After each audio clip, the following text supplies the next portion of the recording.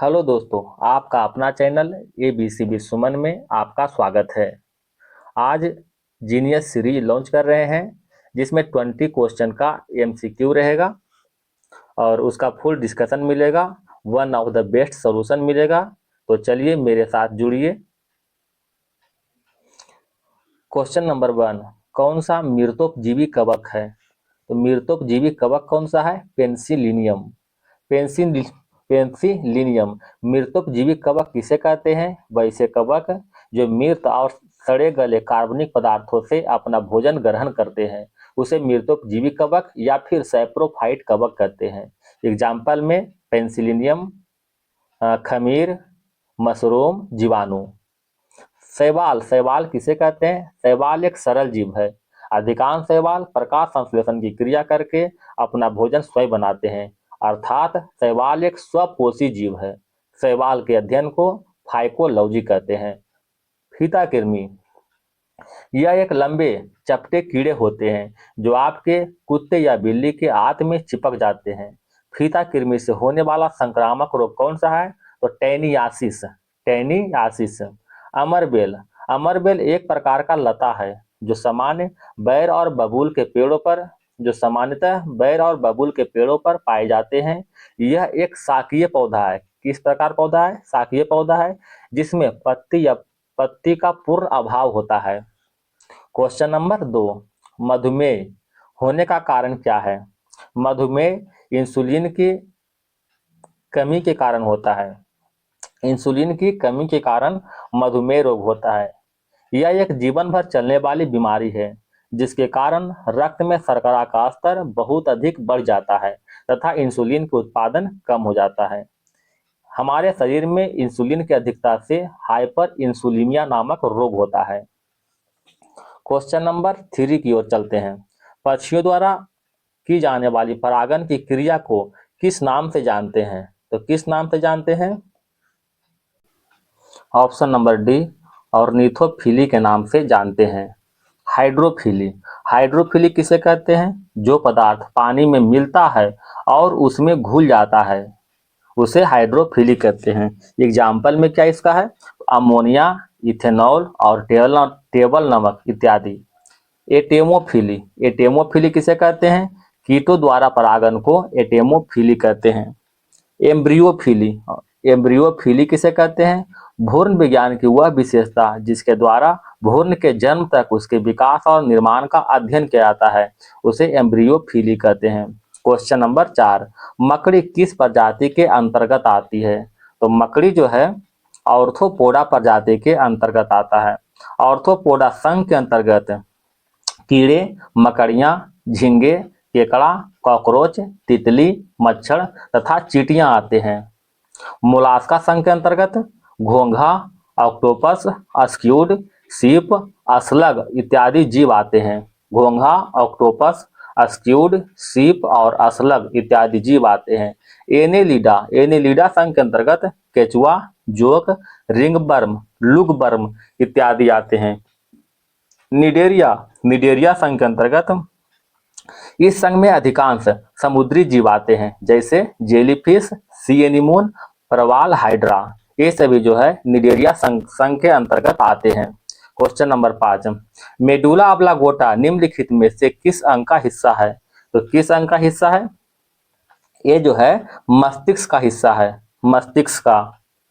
मस्तिष्क में कितने हड्डी होते हैं? तो मस्तिष्क में 22 हड्डी होते हैं। पार्किंसंस रोग मानव शरीर के किस अंग को प्रभावित करता है? तो मस्तिष्क को प्रभावित करता है। रक्त को फेफड़ा में पंप कौन करता है? तो रक्त को फेफड़ा में पंप हृदय करता है। क्वेश्चन नंबर 6 में देखते हैं, निम्नलिखित में पौधों में से किसकी जड़ें की गांठें में होती है? निम्नलिखित पौधों में से किसकी जड़ों में गांठें होती है? तो किसके होते हैं? लेग्यूमिनस पौधे की जड़ें में गांठें होते हैं। लेग्यूमिनस पौधा किसे कहते हैं?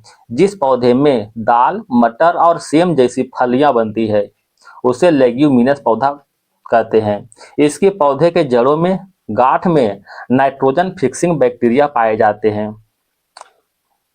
लेग्यूमिनस पौधे के अंतर्गत सैम, मटर, दाल, सोयाबीन, मूंगफली इत्यादि आते हैं।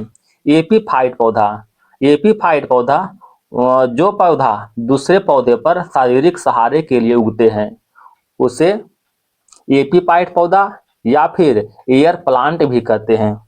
इस पौधे के अंतर्गत आर्किड, मांस, फर्न और लाइकेन आते हैं। क्वेश्चन नंबर 7, ट्रिप्सिन क्या कार्य करता है? तो ट्रिप्सिन प्रोटीन का विघटन करता है। ट्रिप्सिन क्या करता है? प्रोटीन का विघटन करता है। कार्बोहाइड्रेट का विघटन कौन करता है? लार तथा पाचन तंत्र के एंजाइम करता है। प्रोटीन का संश्लेषण कौन करता है? तो राइबोसोम नामक कोशिका में प्रोटीन का संश्लेषण होता है। वसा का विघटन कौन करता है? लाइपेज नामक एंजाइम। क्वेश्चन नंबर 8, किसी माध्यम के ताप में वृद्धि के साथ प्रकाश की गति क्या होती है? वैसे ही रहती है, वैसे ही रहती है। निर्वात में प्रकाश की गति कितना होता है? 3 गुने 10 पर पावर 8 मीटर पर सेकेंड की होता है। कांच में प्रकाश की गति 2 गुने 10 पर पावर 8 मीटर पर सेकेंड होता है। कांच का अपवर्तनांक कितना होता है? 1.5। कांच का अपवर्तनांक 1.5 होता है। जल में प्रकाश की गति 2.25 गुने 10 पावर 8 मीटर पर सेकेंड होता है। क्वेश्चन नंबर 9, क्वेश्चन नंबर 9 में देखिएगा, सभी धातुएं ऊष्मा का सुचालक होती है, इसके प्रमुख कारण क्या है? तो इसका प्रमुख कारण, उसमें अणु स्वतंत्र रूप से टकराते हैं, उसमें मुक्त इलेक्ट्रॉन होते हैं, उसमें एक अणु एक दूसरे से बहुत करीब होते हैं। Option number D. ग्रेफाइट एकमात्र धातु है जो ऊष्मा और विद्युत दोनों का चालन कर सकता है। क्वेश्चन नंबर 10 की ओर चलते हैं। किसी वस्तु के संतुलन में होने के लिए निम्नलिखित में कौन सी स्थिति सही है? कौन सी स्थिति सही है? ऑप्शन नंबर डी, उपर्युक्त में से सही। वस्तु की कोई रैखिक गति नहीं हो, वस्तु की कोई घूर्णी गति नहीं हो, वस्तु की संभावित ऊर्जा न्यूनतम हो। ठीक है।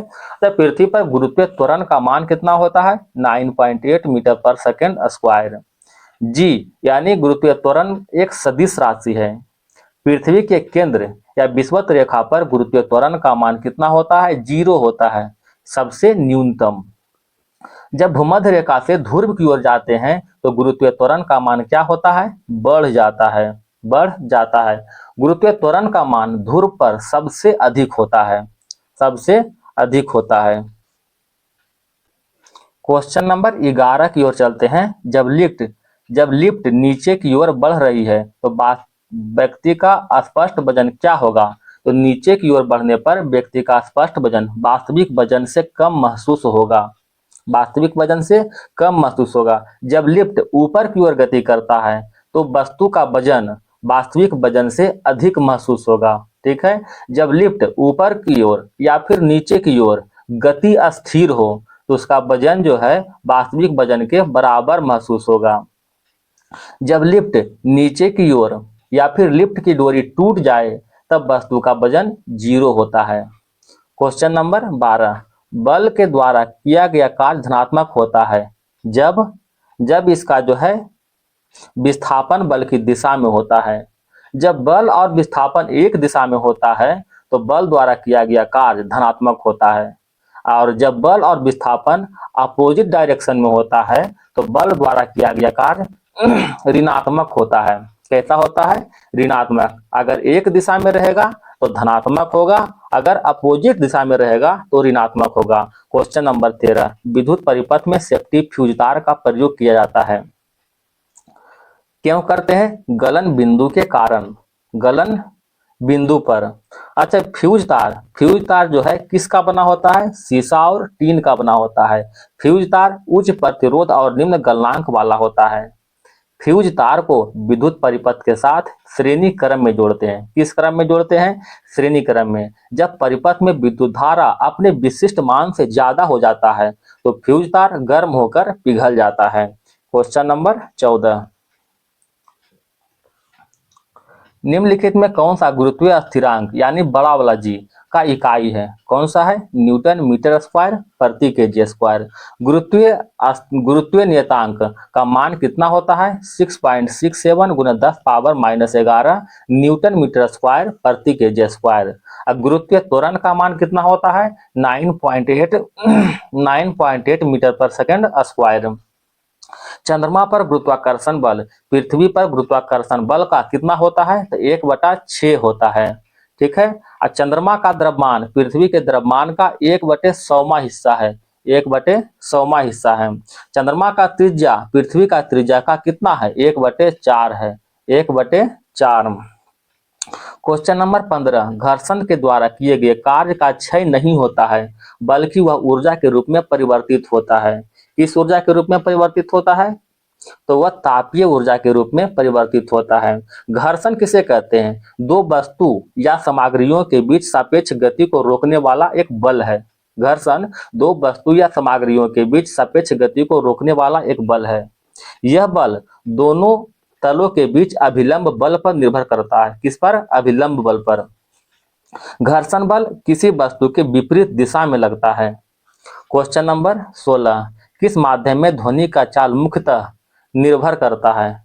तो ध्वनि का चाल मुख्यतः घनत्व और प्रत्यास्था पर निर्भर करता है। ध्वनि का चाल घनत्व और प्रत्यास्था पर निर्भर करता है। ध्वनि का चाल सर्वाधिक ठोस में होता है। किस में होता है? ठोस में होता है। ध्वनि का चाल माध्यम के तापमान बढ़ाने पर बढ़ जाता है और माध्यम के तापमान घटाने पर घट जाएगा। ध्वनि का चाल सघन माध्यम में अधिक होता है और विरल माध्यम में कम होता है। लोहे में ध्वनि का चाल कितना होता है? 5950 मीटर पर सेकेंड होता है। 25 डिग्री सेल्सियस पर वायु में ध्वनि का चाल कितना होता है? 346 मीटर पर सेकेंड होता है। 25 डिग्री सेल्सियस पर जल में ध्वनि का चाल कितना होता है? 1531 मीटर पर सेकेंड होता है। 1531 मीटर पर सेकेंड। क्वेश्चन नंबर 17 में देखते हैं, फिक्की शब्द का विस्तार में आई का अर्थ क्या है? तो फिक्की का फुल फॉर्म है federation of Indian chamber of commerce and industries. Federation of Indian chambers of commerce and industries. और ऑप्शन नंबर सी। फिक्की की स्थापना जो है किस वर्ष हुआ था? 1927 में हुआ था। यह एक गैर सरकारी और गैर लाभकारी संगठन है। यह सरकार द्वारा निजी क्षेत्र के बीच एक सेतु का काम करता है। क्वेश्चन नंबर 18, निम्नलिखित में कौन सा सही सुलेमित नहीं है? कौन सा नहीं है? कॉफी बोर्ड का मुख्यालय Bangalore, coffee board Bangalore. Rubber board Kottayam. चाय बोर्ड कोलकाता। तंबाकू बोर्ड कोच्चि। कोच्चि गलत है, तंबाकू बोर्ड गुंटूर है। गुंटूर कहाँ पड़ता है? आंध्र प्रदेश में। मसाला बोर्ड कोच्चि केरल में। क्वेश्चन नंबर 19, बैंक दर ब्याज की वह दर है जिस पर वाणिज्य बैंक आरबीआई से ऋण लेते हैं। Option number C. बैंक दर ब्याज की वह दर है जिस पर वाणिज्य बैंक आरबीआई से ऋण लेते हैं। तो रिवर्स रेपो रेट किसे कहते हैं? तो वह दर जिस पर आरबीआई वाणिज्य बैंक से उधार लेता है उसे रिवर्स रेपो रेट कहते हैं। रिवर्स रेपो रेट बाजार में मौजूद तरलता को कम करने में मदद करता है।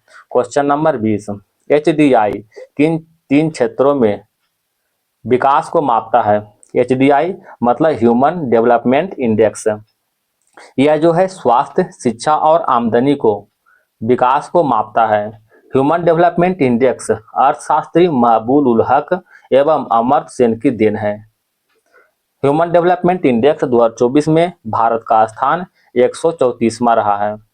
दोस्तों, अगर वीडियो अच्छा लगे, पसंद आए तो कृपया लाइक और सब्सक्राइब जरूर करें, ये आपसे निवेदन है। धन्यवाद।